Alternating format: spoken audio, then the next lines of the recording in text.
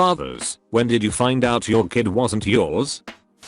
2 years of DNA tests that the state continually reported as inconclusive. It led to going to some place out of state. Got it done. Got the test results back. Less than 2% probability of genetic match. Huh. So, I called her up. Asked, so, you wanna tell me what the real story is? 2 weeks before we had our night under the sheets that resulted in the talk 9 months later, her father had come home drunk out of his mind and raped her. I still recall the tone of her voice asking me if I had actually taken the test and that it was real. Well, turns out her mother heard that conversation, notified someone, and dad took a DNA test. So her dad is the dad of her kid. And I felt horrible for her. I can't even joke about this. Her dad was arrested. The kid, last I heard, was doing well. It forced her to clean up her act. She'd gone in for heavy drug and alcohol use and it drove us apart before the child did. And that was 10 or so years ago. We don't talk. Every once in a while I'll think about the kid, but I dunno. This world ain't a nice place. And with all the crap she'd gone through, I wasn't gonna make it worse. So I left it alone.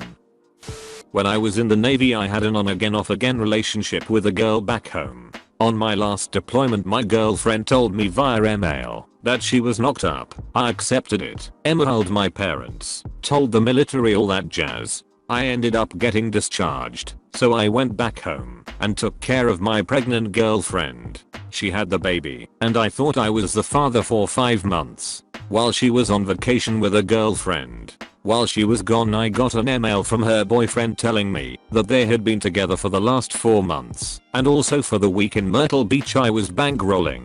After that I got the paternity test, found out it wasn't mine, and told her I was done and wanted no contact. Crappy part is my parents still babysit and treat the kid like their grandkid, so she's at a lot of family functions and such. Also, the guy wasn't even the father. Freak her. I knew that my father wasn't actually my biological father before he did. My mom thought I should know first, and she had planned to tell him shortly after me, but due to a work trip he went on, I knew for about a week before he did. Mom told me that she had a one-night stand with a dude while she was dating my dad. He thought the baby was his, so she went with it. The problem was, she didn't tell me he didn't know, so I asked him how he was holding up on a phone call. It was pretty hard to explain it to him myself. I mean, I couldn't just give him a cliffhanger like that for such a huge announcement like that. Later that week, my neighbor accidentally set himself on fire. Mom and dad mutually decided to divorce, since she basically cheated on him. It's not really different between him and I still love him like my real dad. Didn't make it that far, but had a little fling with a girl who I was honest and upfront with. It was a fling and wasn't gonna be serious. She agreed to it. So one time we were getting it on. Condom broke. I told her, and she didn't seem too worried. Mind you, this was way before climax when I noticed. Also, I know there was no pre-ejaculation. I had that when I put the new one on. Made sure that everything was good afterwards. Fast forward a couple weeks, and she messages me saying she's preggo. I admit my heart jumped a little, but I called her calm as British bloke drinking tea. She was so surprised that she asked why I wasn't freaking out and getting angry or panicking. Truth is, I knew that the likelihood of her being pregnant was very slim, and either way I would man up no matter what. I asked her all the details. Was I the only one? Have you been drinking since the last time and all that good stuff? I told her I wasn't ready for that, but the ultimate decision was hers to make. She started saying how she would never do such a thing, and I still stayed calm, told her we would talk in the morning. I was just meeting up with my boys to go party. She was shocked even more that I was still so calm, and started asking where I was going, because she was going out with her friends too. I didn't tell her. After that I knew for sure she was trying to push my buttons. So the next day I spoke to her. She tells me she has to think about it. I said take your time. Eventually a few days later she said she's not gonna keep it, and that she booked an appointment with her doctor, who was in another city and over an hour away. She doesn't drive, and so I offered to give her a ride. She declined and said a friend would give her one. I said I want to be there at least. She said all she could to convince me that I don't need to go with her. So I backed off. I know where she worked, and she worked all day the day she was supposed to go, but she messaged me saying that she went, and that she couldn't walk properly after. I played along, and never spoke to her again. Not my story, but in a way it turned out for the best. I knew a guy who was sort of stuck with a girl he knocked up, and she made him miserable, and turned their daughter into a Winnie, spoiled brat that hated him. One day the woman gets drunk and laughs at him, telling him how his daughter isn't really his. He walked out on them, leaving mother and daughter high and dry with no support. Daughter was too spoiled to get a job, and is one of the trashiest people you'll ever encounter. Mom's a drunk.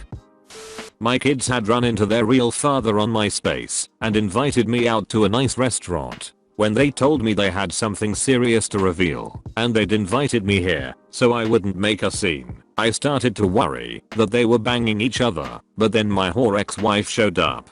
Anyway, once we got settled down, they told me about how their real father had contacted them on MySpace, and had dozens of pictures of himself with my ex-wife from the time a year or so before she'd had the twins. My ex-wife chimed in that she'd had an affair with him, and he didn't have money, so she decided it would be easier to just let me think the twins were mine. I fucking lost it. I began shouting with uncontrollable rage and sorrow. I asked every man nearby if he had banged my whore wife. The twins and my whore ex-wife told me not to make a scene as I shouted that my life was a lie. Jesus, Frank, that turkey neck B said, as if I was the one out of line. Oh, Jesus, Frank. I bellowed over and over again in angst. Then I had a heart attack. Anyway, things are a lot better now. I bought half of the bar the man who I used to think was my son, the man who thinks he's my son, and their friend own, and now we work together along with the woman I thought was my daughter. It's a lot of fun. The whole gang is crazy. My ex-wife died in a botched neck lift surgery, so I guess that's a happy ending for all of us. I have a mixed race child. Originally was told it was mine, until she actually gave birth. Since she was mixed, she came out pretty light-skinned. Very light-skinned, actually. But as she got older, her skin got darker and darker. Let the mother stick around for about a year to 2 years. She wasn't from where we were living, and didn't have anywhere else to go. Didn't want to kick baby out into the streets. Finally, I had enough of her crazy ass, and kicked her out. But, I ended up getting attached to the little girl. Fast forward 2 years and I'm single, lonely, depressed and missing the little girl. I've had no contact with them. Through the grapevine, I hear my little girl's real dad has nothing to do with her. No contact, no father. From the story I get, the real dad was married and refused her. I set up a meeting with my little girl after 2 years to get a feeling on the situation, and it was like those 2 years never happened. She ran up to me like she just saw me yesterday. I talked to the mother, and I said that I'll take care of her. We never went to court. No child support has ever been filed. We don't fight about anything. I tell her if she needs anything as far as money or clothes, whatever, I'll take care of it. She's now 10. I'm married. My wife accepts her with open arms and loves her like I do. She's an awesome kid. Great student. No troubles. I have to teach her a bit of humility because all she's concerned about is being beautiful. But if that's my biggest worry with her, I think that's okay. I wouldn't change anything at all. I will tell you one thing. I live in the South and you would think that a married white couple with 2 normal white kids and an older mixed girl, one would think you'd get more looks from white folks. Surprisingly, it's the black folks that gives us more WTF looks than anything. But like I said, I wouldn't trade her for anything. I love that silly girl. Not a man, never been in this situation, but I'm the child of one of these situations, so I thought I'd chime in, although at this point I think I'm a little late to the party, as usual with these threads. My mom got married when she was 17, and had 3 sons with her first husband. I'm going to call him Ben. They were together for a long time, I think about 18 years total. Somewhere along the way she realized she was caught in a loveless marriage, but couldn't really do anything about it. My dad, who I'll call Dave, moved in across the street and the two of them started spending time together, and she started an affair with him. They weren't careful enough, and next thing you know my mom is pregnant with me. She knew from the get-go I wasn't Ben's, and he kind of had an idea too because they weren't intimate that often, and the math didn't work out, but I think he went along with it, just because he didn't want to think about what she was doing behind his back. My dad initially didn't want to have anything to do with me, so when I was born, they put down her husband's name on my birth certificate as the father, and called it a day. Paternity tests were done, though, and my mom confirmed what she already knew. Sorry, around here my details get a little fuzzy, because my mom still hasn't given me a full and complete story. Dave still definitely didn't want to stick with my mom and I, and it was just agreed that Ben would raise me as his, and they would forget it happened. He was and is a great guy and an awesome dad. Now, the way I've heard it is Dave, despite his convictions, couldn't stay away because he loved my mom so much, and once he laid eyes on me, he was head over heels. Some of my earliest memories are going to visit him in his apartment. At some point between the time I was 2 and the time I was 3, my mom and Ben divorced. I don't remember it and was kept largely out of it, but I understand it was very messy. Because I was legally Ben's daughter, I got the same visitations as my other brothers who were still under 18. My mom and Dave married when I was 4, and Dave was never happy about these visits, but I was, because I loved Ben so much. Ben was always daddy, Dave was dad. It was understood, and I never confused the two, or made reference to one being my parent in front of the other. Even as a 4 and 5-year-old I knew the sensitive nature of the situation. It was never confusing either, because they really are two very different people who I think provided me with a great balance of paternal figures in my life. Like I said, Ben was always daddy. Sweet, endearing, with a heart of gold who just wanted his little girl to be happy and would spoil her rotten to see her smile and make stupid jokes to get a giggle out of her.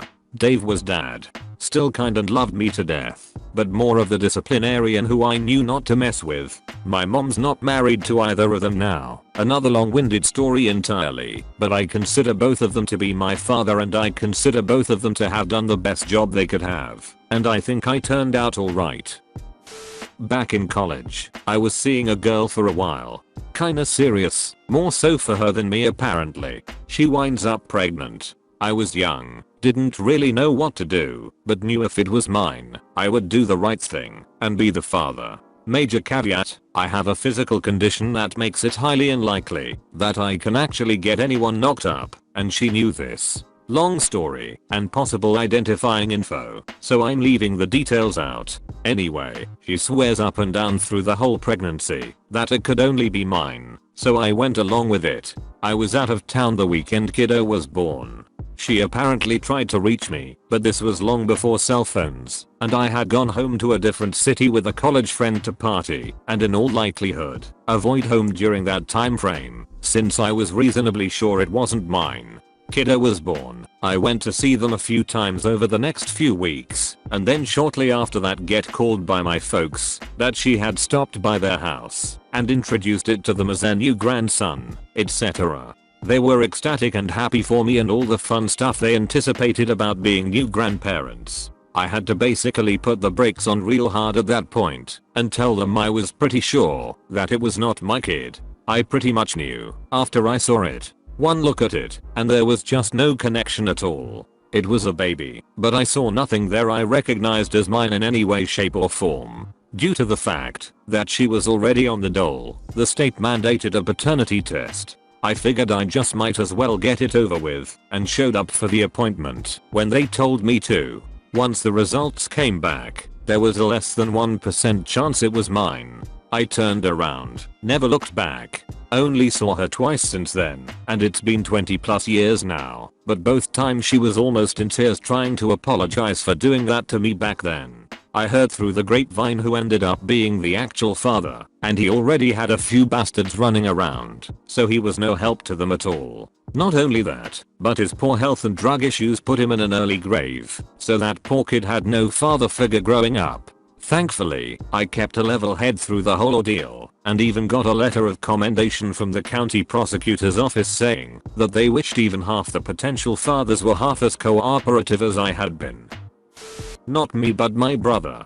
He had always thought his youngest wasn't his biologically, mainly because his ex is a raging slut and mentally unstable whose true colors came to the fore in their hideous breakup. Either way, he is a stand-up guy, and he loves his kids more than anything. Now he couldn't care less if his daughter isn't technically his. Yeah, it hurt like a bee at the time, but he is the only thing stand in the way of that crazy wench utterly wrecking these kids lives with her selfish and stupid behavior. Our whole family is right behind him, and will do whatever it takes to support them and him. My niece didn't ask for this, and she will most likely never know. Either way, she has a loving father who adores her, and an extended family that want to see her grow into a wonderful young woman. My parents were a little bitter about it for a week or so, but in the catalog of shitty things his ex did, getting pregnant by some other dude rates pretty much at the bottom. Like and subscribe for more Reddit videos.